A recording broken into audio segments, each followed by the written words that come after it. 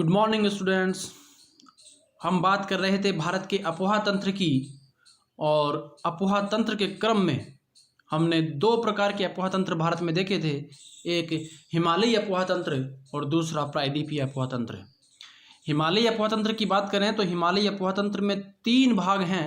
एक सिंधु नदी तंत्र, दूसरा गंगा नदी तंत्र और तीसरा ब्रह्मपुत्र नदी तंत्र। तो आज हम पहले नदी तंत्र की बात करते हैं, जिसका नाम है सिंधु नदी तंत्र। सिंधु नदी तंत्र की सबसे प्रमुख नदी सिंधु नदी है। जो सिंधु नदी तंत्र है पूरा, उसमें जो सबसे महत्वपूर्ण नदी है वो सिंधु नदी है। इसकी सहायक नदियां हैं। यहाँ पर दो शब्द आपको याद रखने हैं, एक बाएं तट से आकर मिलने वाली नदी और दूसरी दाएं तट पर आकर मिलने वाली नदी। तो नदी का बायां और दायां तट कौन सा होता है, ये पहले समझने वाली बात है। नदी मान लो कि इस प्रकार से बह रही है और आप इस नदी की तरफ जहां बह रही है उसी तरफ मुंह करके खड़े हैं, तो आपका बायां नदी का बायां होगा और आपका दायां नदी का दायां होगा। तो ये लेफ्ट होगा और ये राइट होगा। यानी कि जिस दिशा में नदी बह रही है, यदि आप उसी दिशा में खड़े हैं तो आपका जो लेफ्ट हैंड होगा वही नदी का बायां तट होगा और आपका जो राइट होगा वही नदी का दायां तट होगा। मुझे उम्मीद है कि ये कंसेप्ट आपको समझ में आ गया होगा कि नदी का बायां तट कौन सा होता है और दायां तट कौन सा होता है।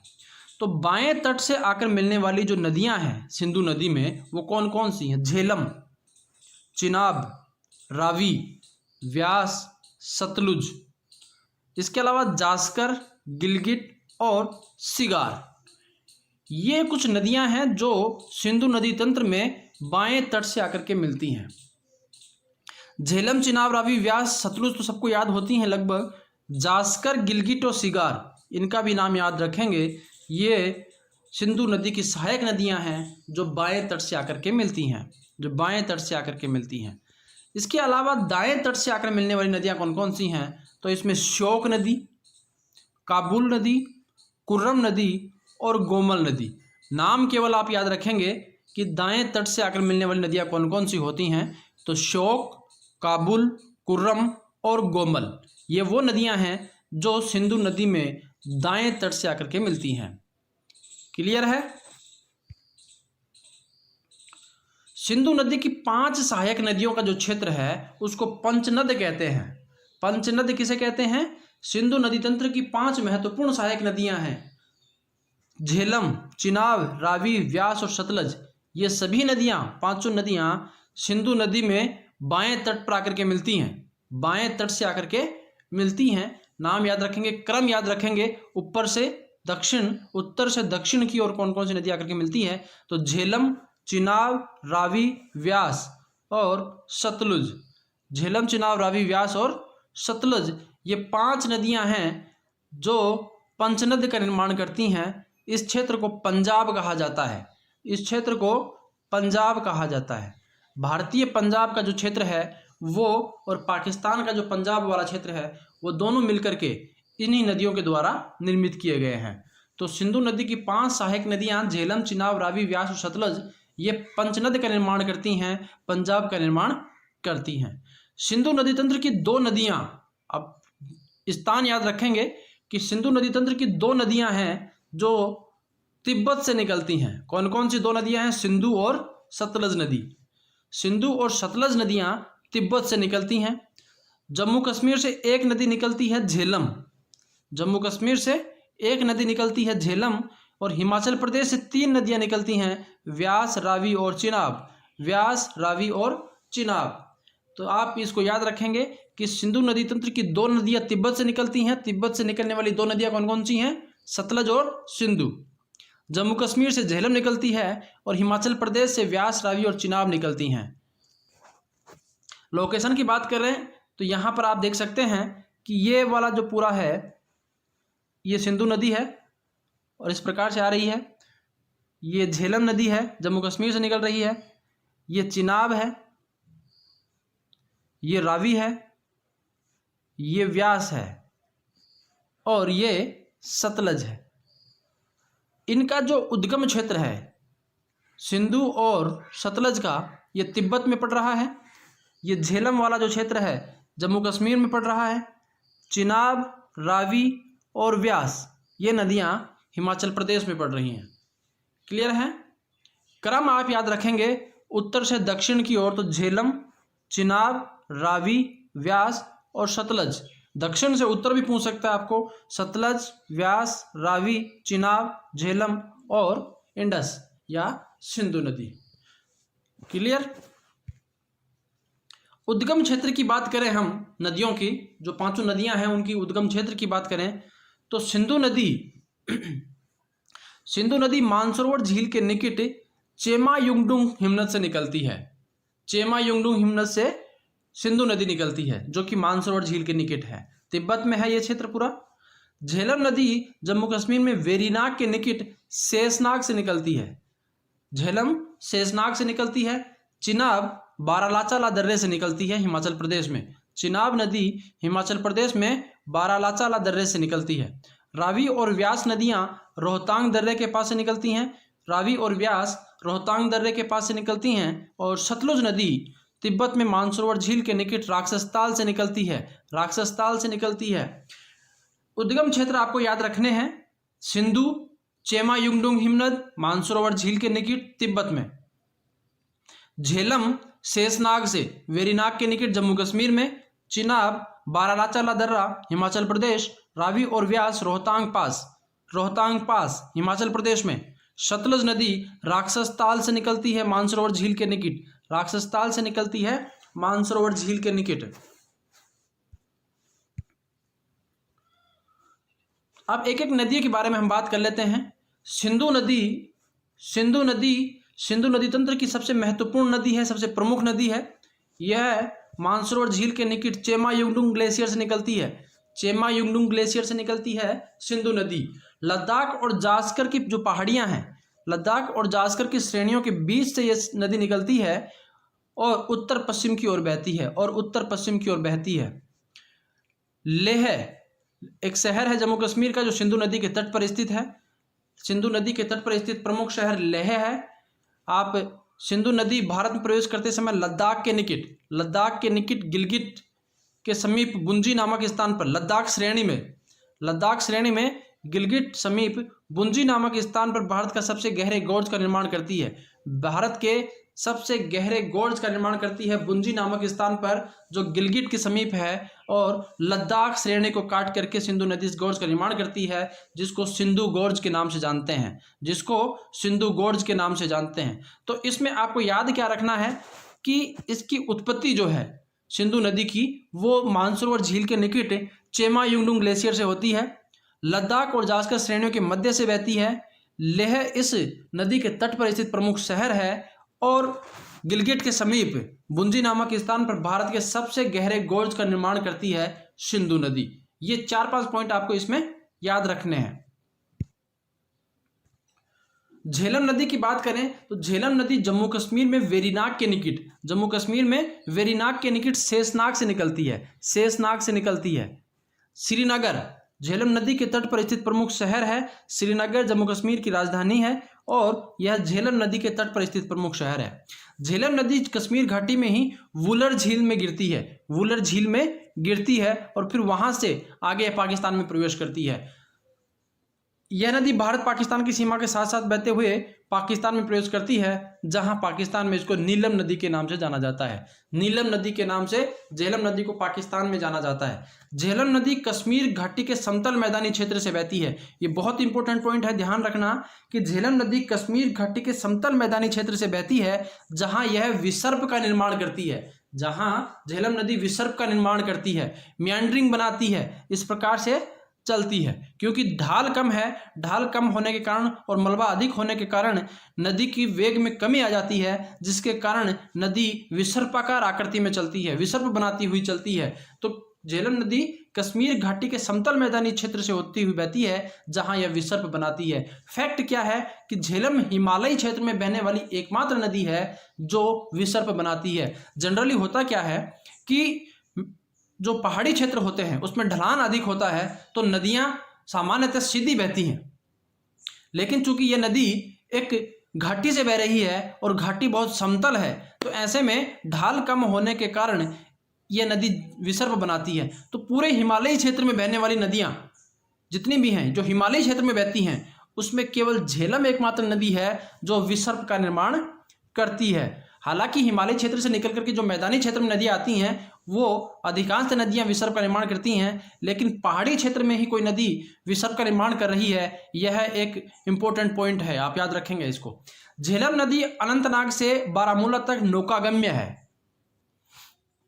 यानी कि एक ऐसी नदी है जिसका जल शांत है और मैदानी क्षेत्र से बह रही है, तो नौकागम्य यह नदी है। इसका फायदा क्या हो सकता है भारत को, कि भारत सरकार जो है वो नेशनल वाटरवे बना रही है। यदि झेलम नदी में भी एक नेशनल वाटरवे बने तो अनंतनाग से बारामूला तक जाने के लिए बहुत आसान रास्ता हमें मिल सकता है। झेलम नदी झेलम नदी पर जम्मू कश्मीर में भारत ने तुलबुल परियोजना का निर्माण किया है। तुलबुल परियोजना का निर्माण जम्मू कश्मीर में भारत ने किया है, जो झेलम नदी पर स्थित है। झेलम नदी पर स्थित है। चिनाब नदी सिंधु नदी की सबसे विशालतम सहायक नदी है। सबसे बड़ी सिंधु नदी की जो सहायक नदी है वो चिनाब नदी है। इसकी उत्पत्ति बारालाचाला दर्रा हिमाचल प्रदेश में है, यहाँ से होती है। यह दो शीर्ष धाराओं चंद्रा और भागा, यानी कि दो नदियां शीर्ष धाराएं आकर के और हिमाचल प्रदेश में बारालाचाला दर्रे के पास ये एक नदी के रूप में परिवर्तित होती है, जिसको हम चिनाब नदी के नाम से कहते हैं। दो धाराएं कौन कौन सी है? चंद्रा और भागा। चंद्रा और भागा बारालाचाला दर्रे पर मिलती हैं और इसके आगे यह चिनाब नदी के रूप में जानी जाती है। यहाँ पर एक प्रमुख बहुउद्देशीय नदी घाटी परियोजना कार्यरत है, दुलहस्ती परियोजना। याद रखेंगे, दुलहस्ती परियोजना चिनाब नदी पर भारत की एक महत्वपूर्ण नदी घाटी परियोजना है, बहुउद्देशीय नदी घाटी परियोजना है दुलहस्ती परियोजना। रावी और व्यास दोनों नदियां हिमाचल प्रदेश में रोहतांग दर्रे के पास से निकलती हैं। रावी और व्यास हिमाचल प्रदेश में रोहतांग दर्रे के पास से निकलती हैं। व्यास नदी सिंधु नदी तंत्र की एकमात्र नदी है जो पाकिस्तान में प्रवेश नहीं करती।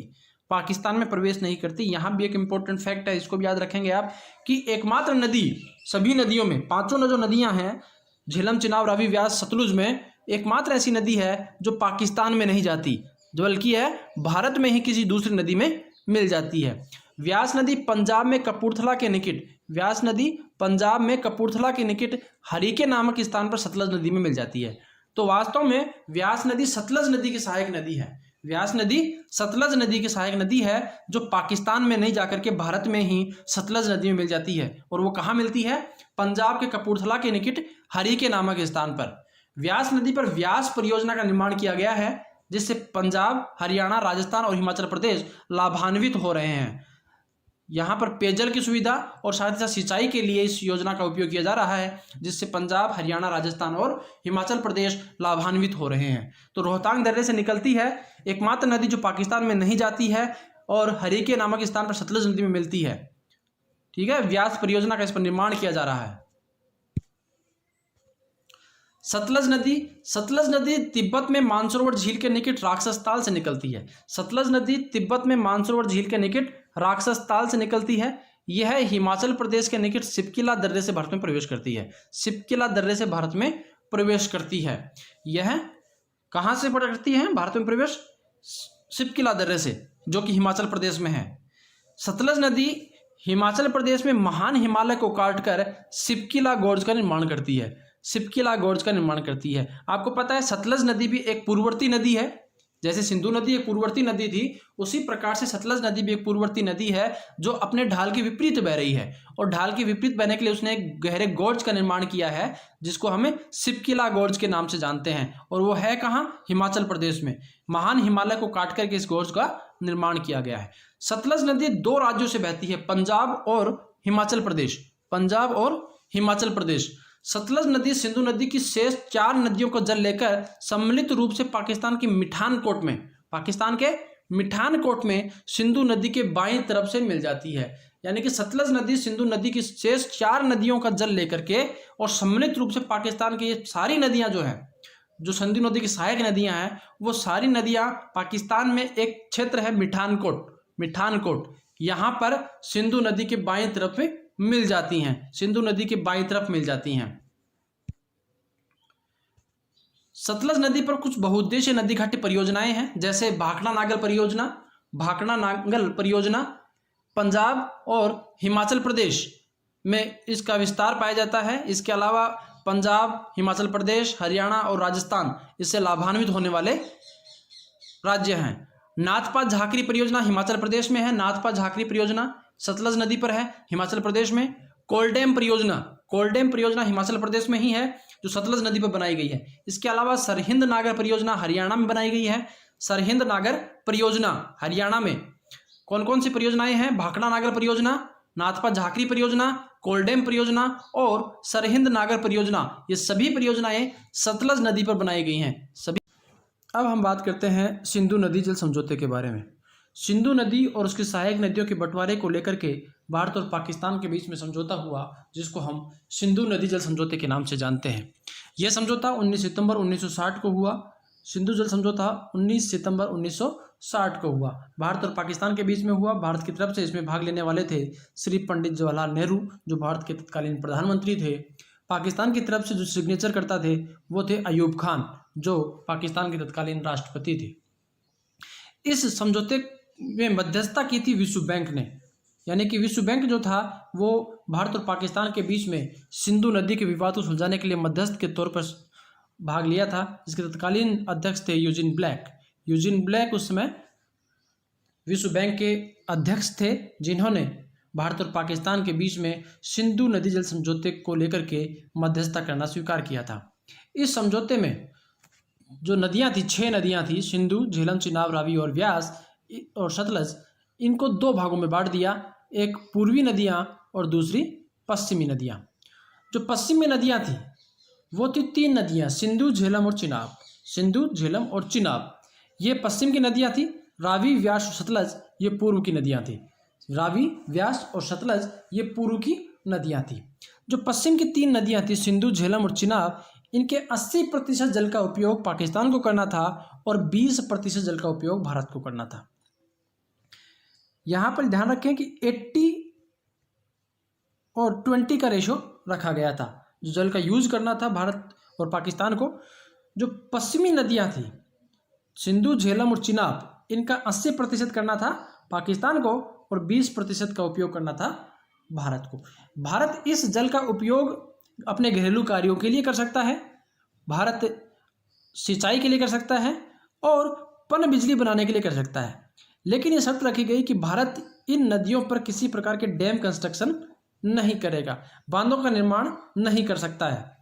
जबकि जो पूर्वी नदियां थी, 3 नदियां, रावी, व्यास और सतलज, इनके 80% जल का उपयोग भारत को करना था और 20% का उपयोग पाकिस्तान को करना था।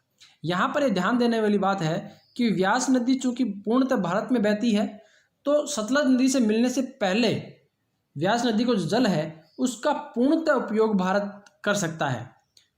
व्यास नदी के संपूर्ण जल का उपयोग भारत कर सकता है, वही रावी और व्यास का केवल 80% का उपयोग भारत कर सकता है और शेष 20% का उपयोग पाकिस्तान करेगा। 1960 में हुआ समझौता वर्तमान में भी लागू है और पूर्णतः सफल समझौता है, जिसने दोनों देशों के लोगों की जीवन दशा को सुधारा है।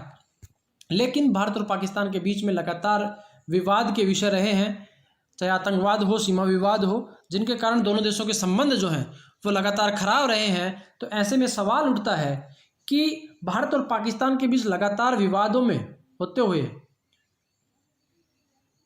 ये मांग उठती है कि क्या भारत को संधि तोड़ देनी चाहिए, ये मांग जो है हमेशा उठती है जब भी पाकिस्तान कोई अपनी नापाक हरकत करता है भारत के संदर्भ में। तो भारत की तरफ से मांग लगातार उठती है कि क्या भारत को ये संधि तोड़ देनी चाहिए। भारत में जो जल संसाधन मंत्री है श्री गजेंद्र सिंह जी, वो लगातार ट्वीट करते रहते हैं, बताते रहते हैं कि भारत जो है सिंधु जल समझौते के बारे में पुनर्विचार कर रहा है। तो कहाँ तक ये तर्कसंगत है, तोड़ देना कहाँ तक तर्कसंगत है? क्योंकि एक समझौता जो भारत और पाकिस्तान के बीच में हुआ उसमें मध्यस्थ के रूप में विश्व बैंक है। तो यदि हम इस समझौते को तोड़ रहे हैं तो इसका मतलब यह है कि हम विश्व बैंक की अनदेखी कर रहे हैं।